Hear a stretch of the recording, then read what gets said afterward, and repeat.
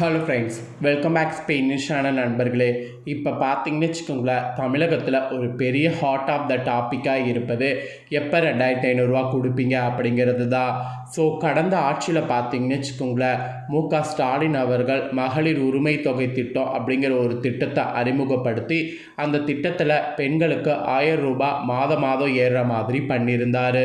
அந்த 1000 ரூபாய் பெண்களுக்கு ரொம்ப உதவியாக இருந்ததுனால அந்த திட்டத்தை தொடர்ந்து செய்யணும் அப்படிங்கிறது தான் பல பேருடைய குற்றாக இருந்தது.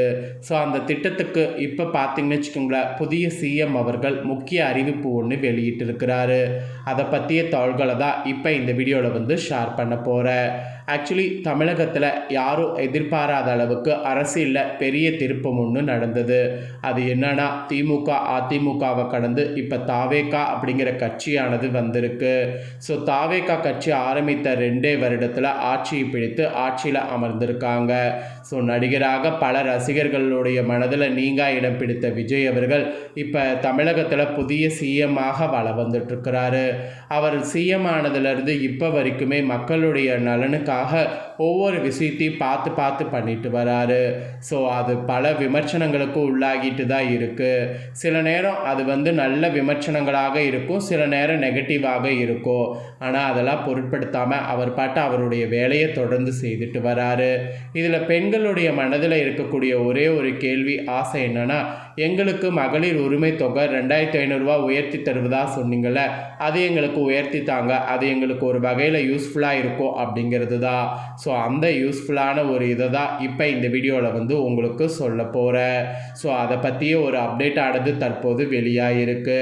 ஸோ இப்போ பார்த்தீங்கன்னு வச்சுக்கோங்களேன், ஜூலை நடந்துகிட்ருக்கு. ஜூலையில் 15ஆம் தேதி 2500 வருமா வராதா அப்படிங்கிறத இந்த வீடியோவில் சொல்ல போகிறேன். ஸோ இந்த ஒரு நியூஸை அமைச்சர் ஜெகதீஸ்வரி குட் நியூஸாக நமக்கு சொல்லியிருக்காங்க.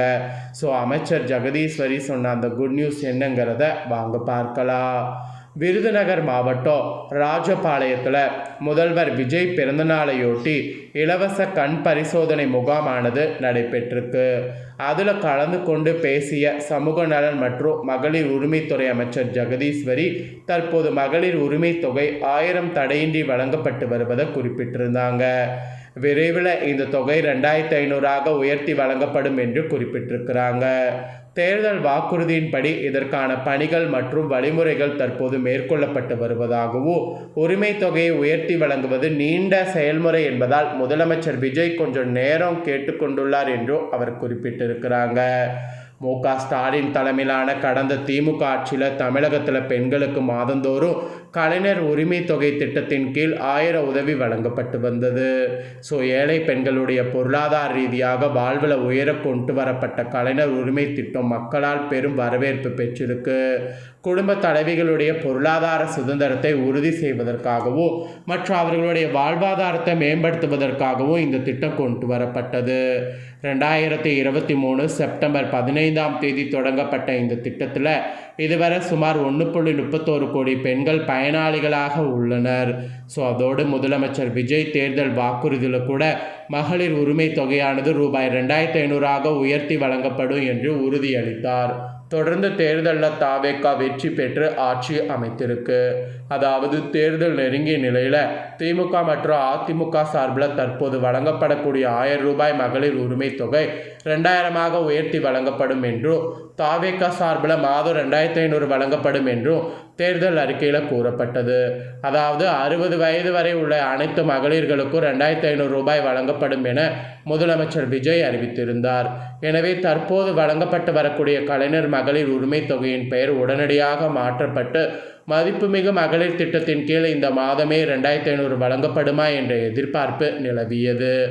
அதே சமயம் தமிழகத்தில் இப்போ நிதி நிலைமை மோசமாக இருப்பதாகவும் சுமார் 10 லட்சம் கோடி கடன் இருப்பதால் இந்த திட்டம் எப்படி செயல்படுத்தப்படும் என கேள்வி எழுந்திருந்தது.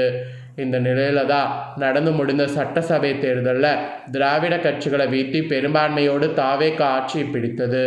முதல்ல திமுக சார்பில் வழங்கப்பட்டு வந்த 1000 கடந்த 2 மாதங்களாக வழங்கப்பட்டு வருது. ஆனால் விஜய் தேர்தல் வாக்குறுதி அறிவித்த பெண்களுக்காக 2500 ரூபாய் மகளிர் உரிமை தொகை எப்போது வழங்கப்படும் என பொதுமக்களும் எதிர்க்கட்சியினரும் தொடர்ந்து கேள்வி எழுப்பி வருகின்றனர். இந்த நிலையில தான் விரைவில் மகளிர் உரிமை தொகை 1000 2500 உயர்த்தப்படும் என்று அமைச்சர் ஜெகதீஸ்வரி தெரிவித்திருக்கிறார். ஆக்சுவலி இதுதான் இப்போ பிரேக்கிங் நியூஸாக ட்ரெண்டிங்காக பார்த்தீங்கன்னு வச்சுக்கோங்களேன் போயிட்டுருக்கு. விருதுநகர் மாவட்டம் ராஜபாளையத்தில் முதல்வர் விஜய் பிறந்தநாளையொட்டி இலவச கண் பரிசோதனை முகாம் நடைபெற்றிருக்கு. அதில் கலந்து கொண்டு பேசிய அமைச்சர் ஜெகதீஸ்வரி இந்த விஷயத்தை ஷேர் பண்ணியிருக்காங்க. பெண்களுக்கான உரிமை தொகை 2500 உயர்த்தி விரைவில் வழங்கப்படும் என்று குறிப்பிட்டிருக்கிறாங்க. உரிமை தொகையை உயர்த்தி வழங்குவது நீண்ட செயல்முறை என்பதால் முதலமைச்சர் விஜய் கொஞ்ச நேரம் கேட்டுக்கொண்டுள்ளார். அதோடு தேர்தல் வாக்குறுதியின்படி இதற்கான பணிகள் மற்றும் வழிமுறைகள் தற்போது மேற்கொள்ளப்பட்டு வருது. யாருக்கு கரெக்டாக போய் சேரணும் அப்படிங்கிறதெல்லாம் ரொம்ப தீவிரமாக செயல்பட்டுப்பட்டு வருது. கொஞ்சம் டைம் இதுக்கு எடுக்கும். ஆனால் கண்டிப்பாக உறுதியாக 2500 பணம் உங்களுக்கு வழங்கப்படும். அதில் எந்த ஒரு மாற்று கருத்தும் கிடையாது என்று சமூக நலன் மற்றும் மகளிர் உரிமைத்துறை அமைச்சர் ஜெகதீஸ்வரி இது ஆணித்தனமாக தெரிவித்திருக்கிறார். பொதுவாக இந்த திட்டம் பெண்களுக்கு ஒரு சிறிய அதே சமய நிலையான வருமானத்தை கொடுப்பதால் இது தொடர்ந்து கிடைக்க வேண்டும் என்பதோடு விரைவில் 2500 உயர்த்தி தர வேண்டும் என்பதில் பெண்கள் உறுதியாக இருப்பது தெரிய வருது. அதே சமயம் புதிய ஆட்சியில் தகுதியற்றவர்களை நீக்கிவிட்டு உண்மையில் கஷ்டப்படக்கூடிய ஏழை எளிய குடும்பங்களுக்கு மட்டுமே இந்த உரிமை தொகை கிடைக்க வேண்டும் என்பது பலருடைய எதிர்பார்ப்பாகவும் இருக்குது. ஏன்னா அப்போ தான் உண்மையாக கஷ்டப்படுறவங்க கண்டிப்பாக பார்த்தீங்கன்னு வச்சுக்கோங்களேன் பலன் பெற முடியும். அதுக்காக இந்த மாதிரி செயல்கள் நடைமுறைப்படுத்தப்படுது. ஸோ இந்த நடைமுறைக்கேற்ப இந்த ஜூலையில் 2500 ஏறுமா 1000 ஏறுமா அப்படிங்கிறது பொறுத்து இருந்து தான் பார்க்கணும். ஆனால் ஜூலையில் 2500 ஏறும் அப்படிங்கிறது உறுதியாக சொல்லப்படல. ஆனால் கூடிய விரைவில் பணம் ஏறும் அப்படிங்கிறது மட்டும் உறுதியாக சொல்லப்பட்டிருக்கு. ஸோ இதை பற்றிய உங்களுடைய கருத்து என்ன அப்படிங்கிறத கண்டிப்பாக கமெண்ட் பண்ணுங்கள். இதை தொடர்ந்து இன்னொரு நியூஸும் சமூக வலைத்தளங்களில் இப்போ வெளியாகி வைரல் ஆகிட்டுருக்கு. அதாவது முதல்வர் படைப்பகம் தனியார் மயமாக்கப்படவில்லை. படைப்பகங்களுக்கு பாதுகாவலர் தூய்மை பணியாளர் பணிகளுக்கு மட்டுமே ஒப்பந்தம் கோரப்பட்டு இருக்கக்கூடிய ஒரு விஷயம் இப்போ வெளியாயிருக்கு. என்னடா சொல்கிறேன் அப்படின்னு கேட்குறீங்களா?